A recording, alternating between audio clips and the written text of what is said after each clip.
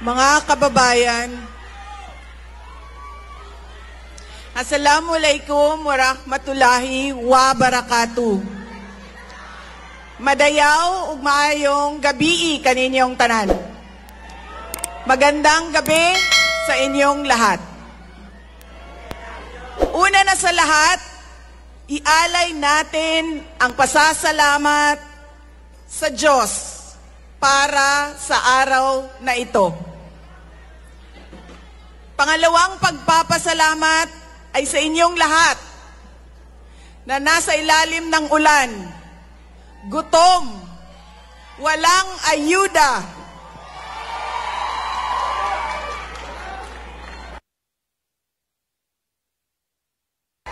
hindi pumasok sa trabaho. Ngunit ibinigay ninyo ang panahon para sa aming lahat ngayong gabi. Maraming salamat sa inyo. Ang susunod na pagpapasalamat ay sa PDP dahil binigyan nila ako ng pagkakataon sa rally nila ngayon. Maraming salamat sa inyo. Ang sunod na pagpapasalamat ay mula kay Pangulong Rodrigo Duterte. Sa inyong pagmamahal, sa inyong patuloy na suporta at pagdarasal na siya ay maibalik dito sa ating bayan. Maraming salamat. Ang susunod na pagpapasalamat ay mula sa akin, sa patuloy ninyo na suporta sa akin at sa aking mga kasamahan sa opisina ng Pangalawang Pangulo. Maraming salamat. At ang huling pagpapasalamat ay mula sa akin. Dako kaayo ang amuang utang nga kabubuton kaninyong tanan sa oportunidad na ginahatag ninyo kanamo nga makaserbisyo sa atuang nasod. Daghan salamat. Ang pwesto na kinatatayuan ko ay hindi para sa akin. Ito ay para sa Pangulong Rodrigo Duterte. Pero tinawag ako ng tadhana dahil kinidnap ang tatay nating lahat.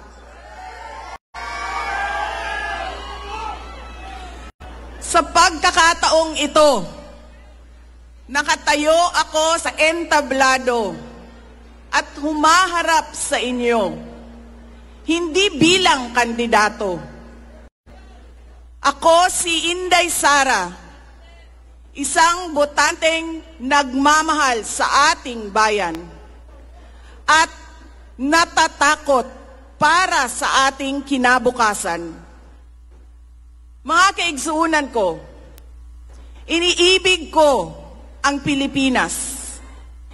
Iniibig ko kayong mga Pilipino.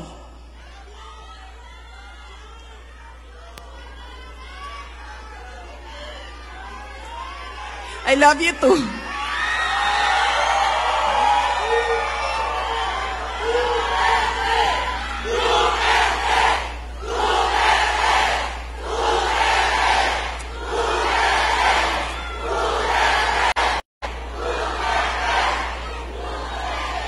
This election will decide the future of our country.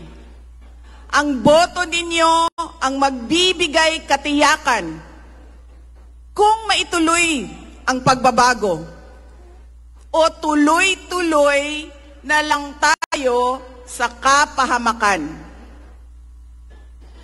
Filipinos deserve better. Nagpapasalamat ako dahil nandito pa rin kayo at nakikinig sa akin sa kabila ng kaliwat kanan na paninira nila. In the past months, my name and my family's name have been dragged through the mud.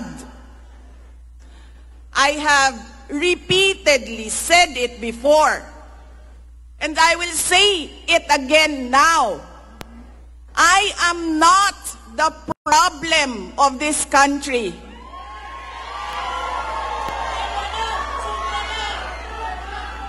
Hindi ako ang problema ng Pilipinas. Hindi Duterte ang problema ng Pilipinas. Sino nga ba ang tunay na makikinabang kung tuluyan ng burahin sa mundo ang pamilyang Duterte? Hindi ang mga Pilipino.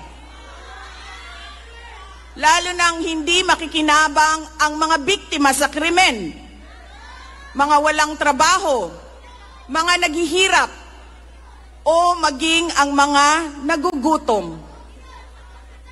What we are witnessing is a systematic demolition job against political opponents that once dared to put the country first, even if it meant going against the most powerful interests in our homeland. Sa kasamaang palad, iniluklok natin ang isang leader na walang kakayahang maintindihan ang tunay na kalagayan ng mga Pilipino. At higit sa lahat, hindi kayang magdesisyon para sa kapakanan ng sambayanan. Pinagbabayaran natin ngayon ang pagpili ng maling leader. Nakikita natin ang lantaran at walang pakundangang paglabag sa ating saligang batas. Pinamumunuan din tayo ngayon ng isang taong patuloy pa rin tumatanggi, sumailalim sa isang pampublikong hair follicle drug test. At nagsinungaling sa 20 pesos ang bigas.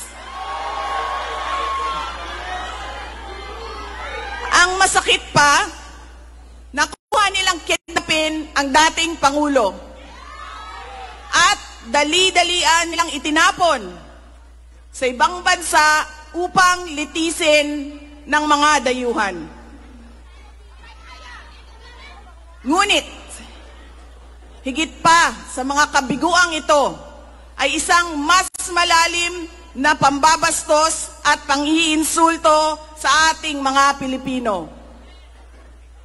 Iniinsulto nila tayo sa paggamit ng ayuda upang bilhin ang boto ng mga tao. Ang ayuda ay hindi naman likas na masama. Sa katunayan, marami ang natulungan ito noong panahon ng pandemya. Ngunit, kapag ginamit ito para manipulahin kayo at pagsamantalahan ang inyong kahirapan upang manatili sila sa kapangyarihan, nagiging sandata ito ng pang-aabuso. Again, Filipinos deserve better. We must return to long-term, concrete programs, not short-term dole-outs that are being abused by those in power. Ang kailangan ng Pilipino ay isang mabisang food security program. Isang programa na tutugon sa problemang pinakamalapit sa bituka, ang gutom. Ang kailangan ng Pilipino ay isang modernong hybrid education system na nakasandal sa pagtutulungan pagtuturo ng disiplina at pagmamahal sa bayan. Ang kailangan ng Pilipino ay isang tunay na universal healthcare system na tutugon araw-araw sa lahat ng health centers at hospitals at hindi lamang sa mga supporters ng politiko. Ang kailangan ng Pilipino ay matibay na infrastruktura. Let us build into the future. Ang kailangan ng Pilipino ay oportunidad sa hanap buhay at trabaho dito sa loob ng ating bayan. Masakit sa kalooban nating lahat ang kalagayan ng maraming nating OFWs na malayo sa kanilang mga mahal sa buhay. At higit sa lahat, ang kailangan ng Pilipino ay peace and order. Kailangan nating ganap na puksain ang kriminalidad, iligal na droga, terorismo at insurgency sa pamamagitan ng makatotohanang non-partisan Philippine National Police na suportado ng ating sandatahang lakas. Kinahanglan undangon nato ang batasan sa pagpili sa mga kandidato nga gikan sa political dynasty. Kining mga sikat nga apelido nga magsayaw-sayaw ra og magkanta sa atubangan. Igo ra magpakatok, undangon ang mga party list na gipanag-iya sa mga dato.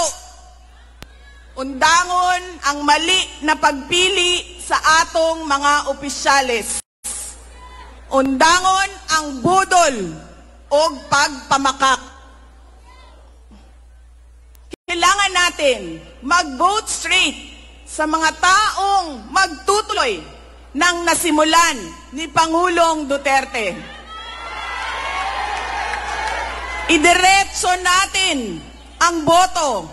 Number 38, Rodante Marcoleta. Number 10, Jimmy Bondoc. Number 56 sa balota, Attorney Vic Rodriguez. Number 22, Bato de la Rosa. Number 28, Bongo. Number 53, Apollo Kibuloy. Number 34, Raul Lambino. Number 30, J.V. Hinlo. Number 58, Philip Ipe Salvador. At number 42, Doc Marites Mata. Alam ko, hindi kayo matutuwa. Pero iboboto ko si Amy Marcos. Siya ang naglakas loob na buksan ang investigasyon sa pagdukot ng pamahalaan ng isang Pilipino dito sa bayan para ihatid sa mga dayuhan.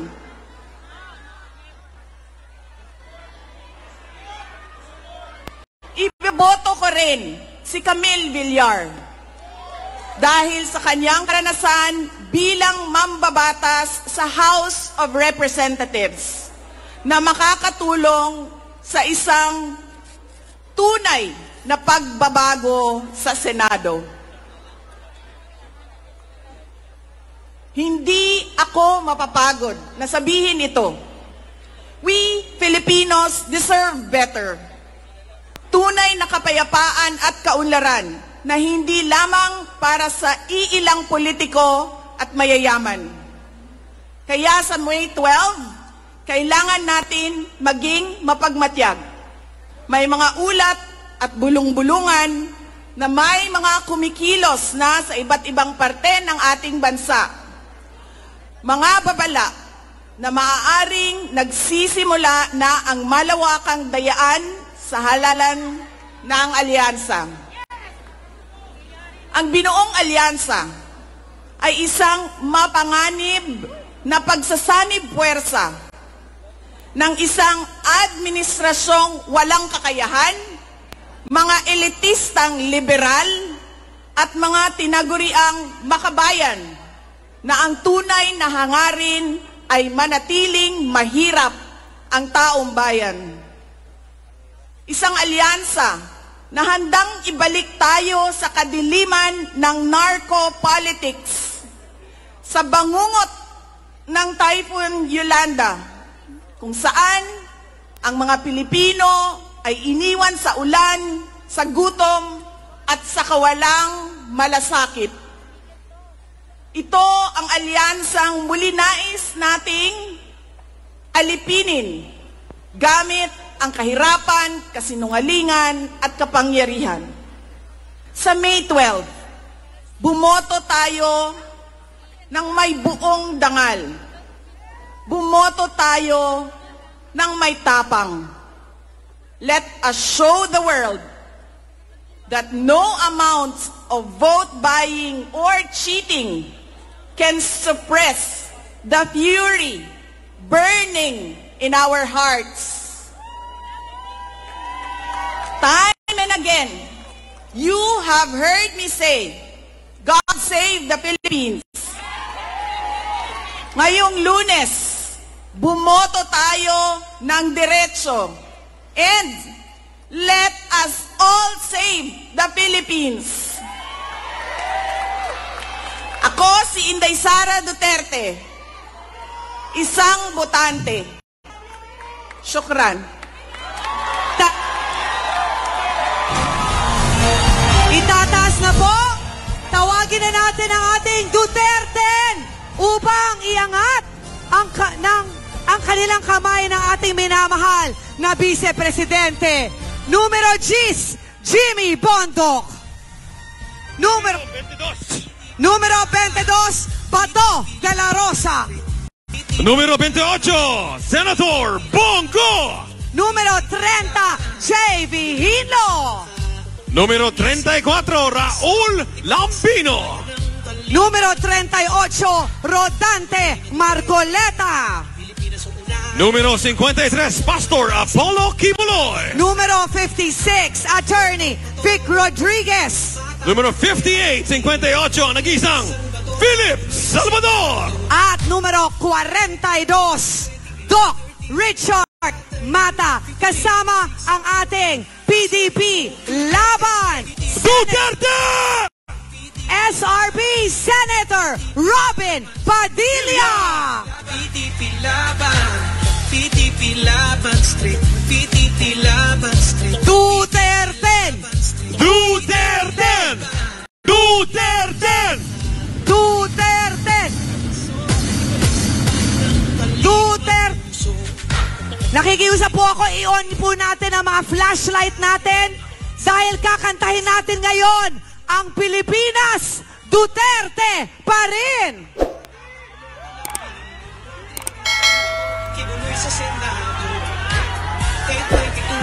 I-on natin para makita ng buong Pilipinas kung gaano tayo kadami dito sa Liwasang Bonifacio. Kasama ang KOJC Choir, kakantahin na natin ang Pilipinas, Duterte pa rin.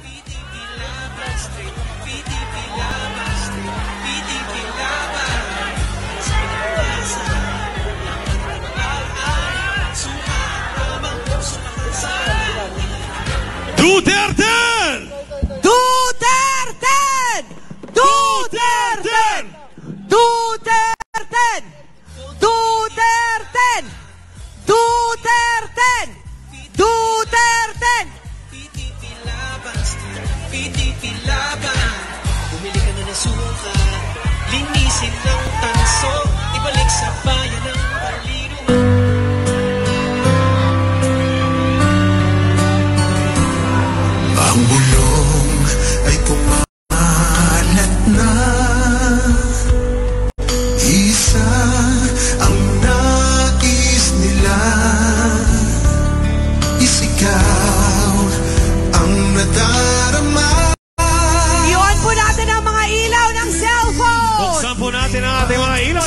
Leon at Makisa sa pagkanta. Pilipinas, Duterte pa rin ang tunay na nagmamahal sa atin. laban niya ay laban natin. Ay laban natin.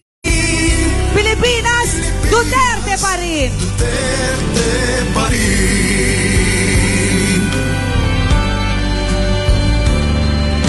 Inang bayang minamahal, lagi kang ipagdarasal na muli kitang makita. Pilipinas, bangon may pag-asa pa. Pilipinas, Duterte pa rin. Duterte pa rin. Sabay-sabay tayong kumanta. Tunay na Nagmamahal sa atin. mahal sa atin. Laban niya ay laban natin. Laban niya ay laban. Pilipinas, Duterte pa rin. Pilipinas, Duterte